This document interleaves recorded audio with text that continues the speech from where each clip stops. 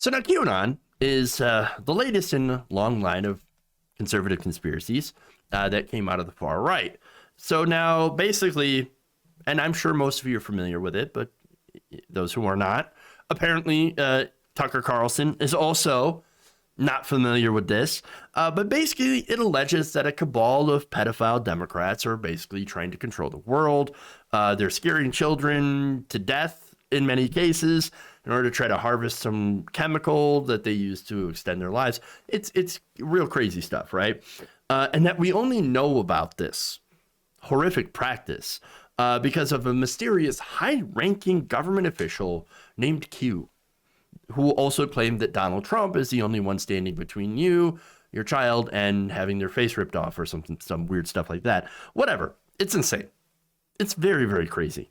And it's led to very devastating incidents, like, for example, an armed gunman going into a pizza shop. Now, they broke into a pizza place looking for some of these children that are supposedly being tortured in the basement. Now, this place didn't have a basement. There were no children.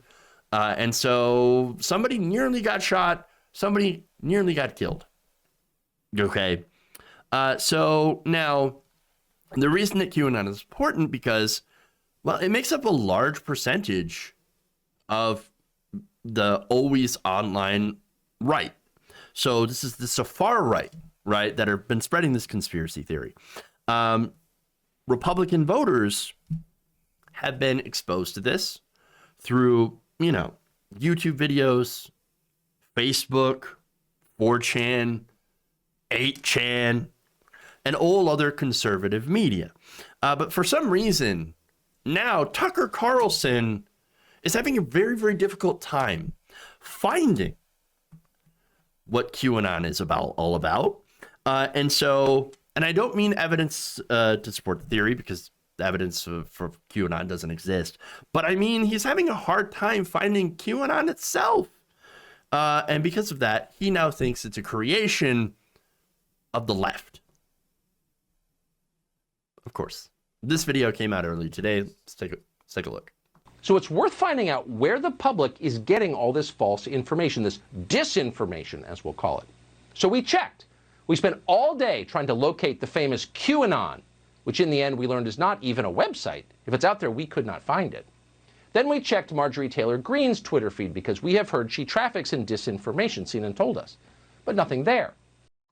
Nothing there. I mean, we looked for the website. There's no www.qanon.com. Couldn't find it.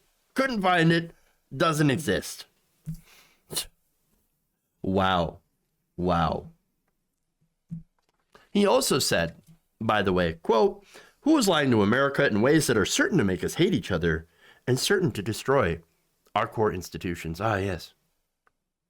Tucker Carlson asking the difficult questions here about QAnon.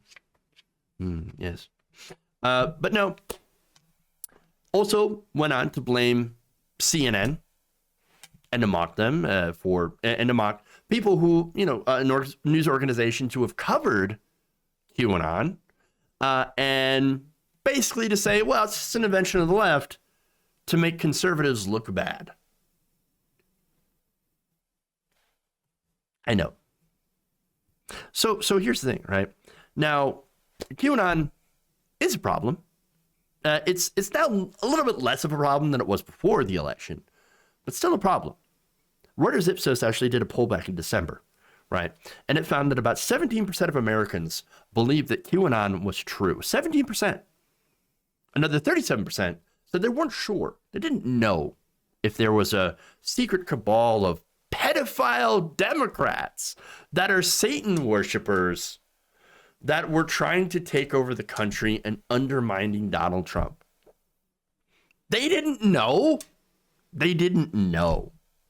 Wow. That is abysmal. Disastrous. Additionally, 39% of Americans believe another key tenet of QAnon, that there is a deep state that is working to undermine former President Donald Trump. So that's how pervasive this is. Okay. Now, since the election, thankfully, belief in QAnon has plummeted.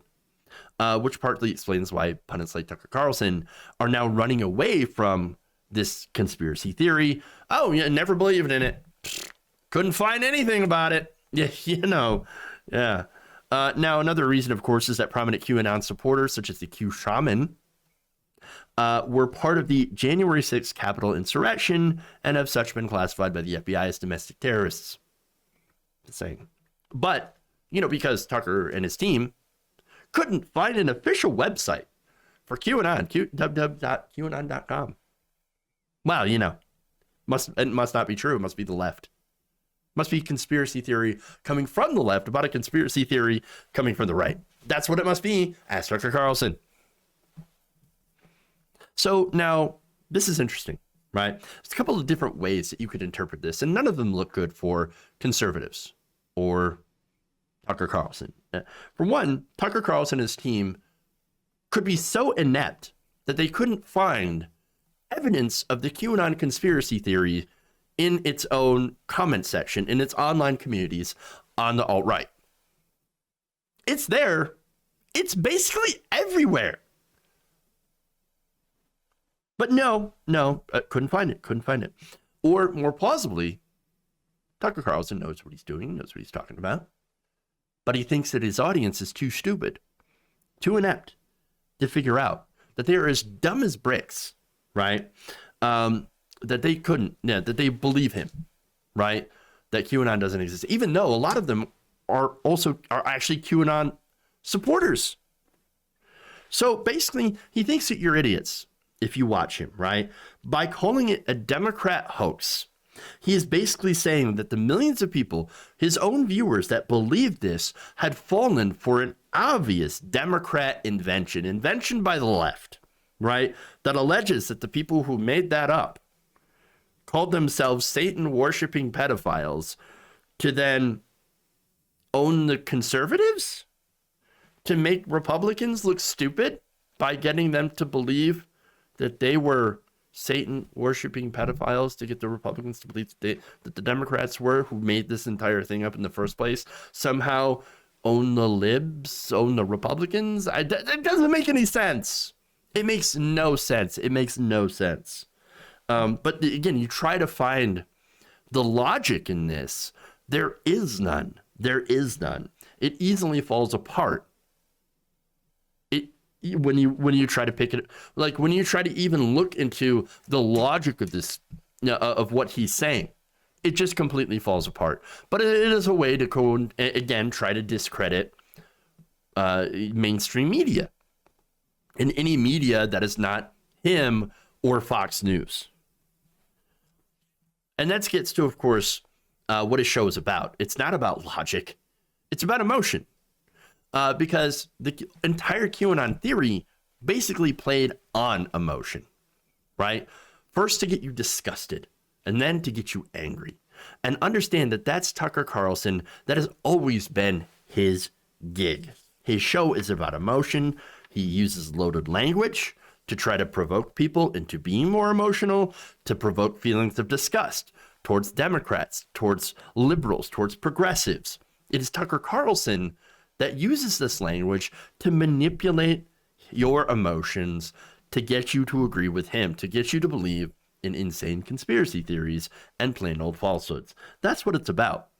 In reality, Carlson and many of his colleagues at Fox News, Maria Bartiromo, for example, played a huge role in the amplification, production, and spread of disinformation related to the election.